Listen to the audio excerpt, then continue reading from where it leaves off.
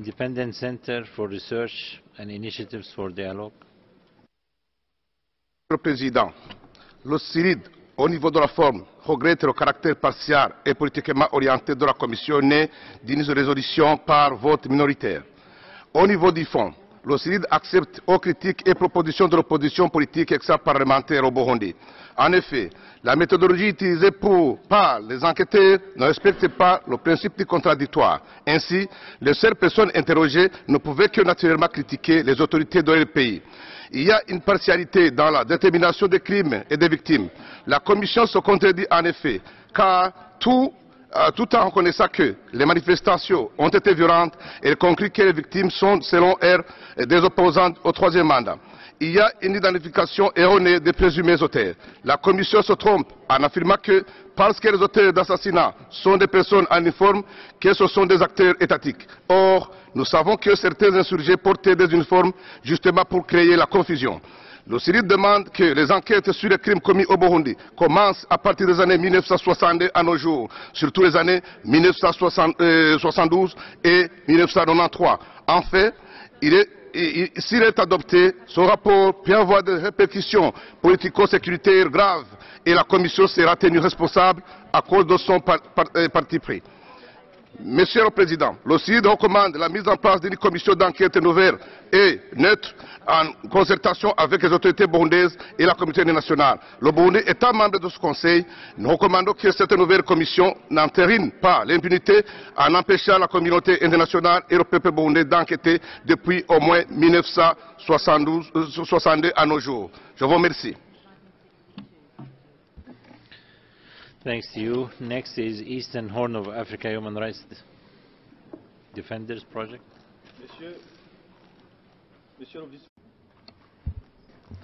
Thank you. Okay, I don't think they are in the room. So I think now we have exhausted both lists of speakers. And I will now give the floor to Mr. Oberguz for his concluding remarks. Thank you. Thank you, Mr. Vice Chairman, Vice President. J'aimerais tout d'abord répondre à la question posée par le dernier orateur, Association of World Citizens, le statut du Burundi par rapport à la Cour pénale internationale. Le Burundi a notifié son intention de se retirer du statut de Rome avec effet au 26 octobre 2017, c'est-à-dire dans pratiquement un mois.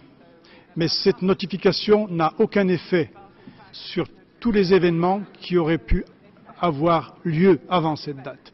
Donc la Cour pénale internationale demeurera compétente pour toute situation, pour enquêter sur toute situation antérieure à la date effective de retrait du gouvernement burundais du statut de Rome. C'est la seule question qui a été posée à ma connaissance par les membres de la société civile.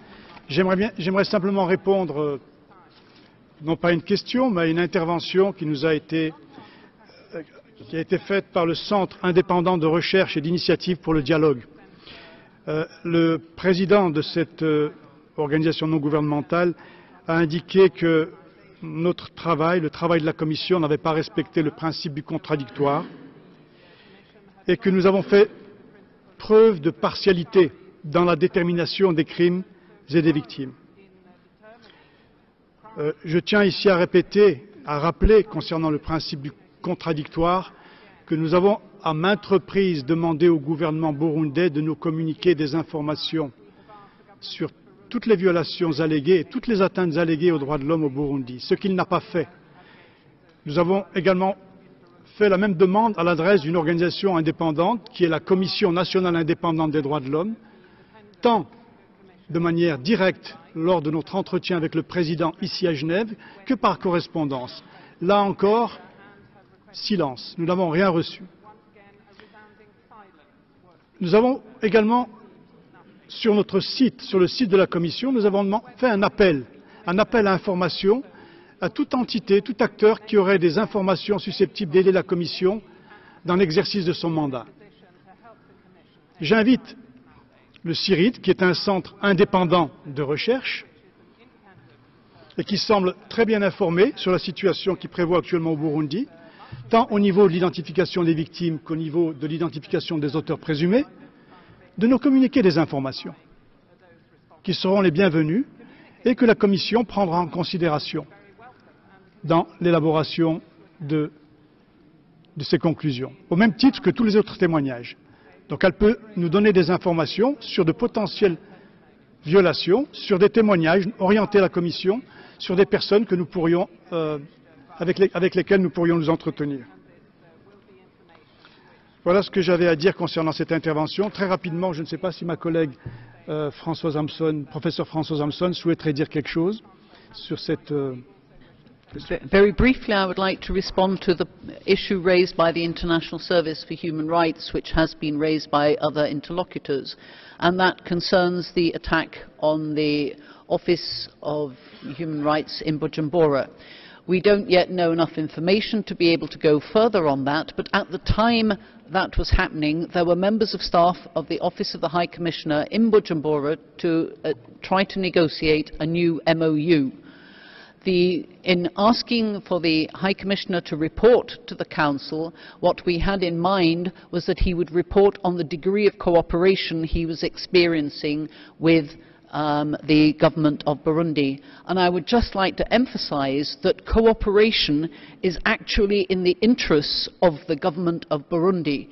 Cooperation with all human rights mechanisms, not simply the Commission of Inquiry, would help to open up the space for the dialogue that needs to happen, which needs to be inclusive and which needs political space in which to happen. So to make progress with regard to the dialogue, it's necessary also to make progress with regard to cooperation in the human rights field. Thank you. Monsieur le Président, j'aimerais juste pour embrayer sur la question du dialogue, répondre brièvement à la question posée par le représentant des Pays-Bas. Comment est-ce que la Commission pourrait-elle avoir accès au Burundi et coopérer avec les autorités burundaises à l'avenir? La Commission s'est fait un point d'honneur d'ouvrir le dialogue et de maintenir le dialogue avec les autorités burundaises. Nous avons toujours maintenu la politique de la main tendue. Nous allons continuer à maintenir cette politique et nous allons demander, comme je l'ai dit tout à l'heure, de coopérer. Nous invitons la commission parlementaire du Burundi à coopérer avec notre commission et nous sommes à sa disposition pour expliquer le travail de notre commission, non pas pour nous justifier, mais pour expliquer notre rapport. Et nous lançons la même invitation à l'endroit du gouvernement burundais. Merci, Monsieur le Président.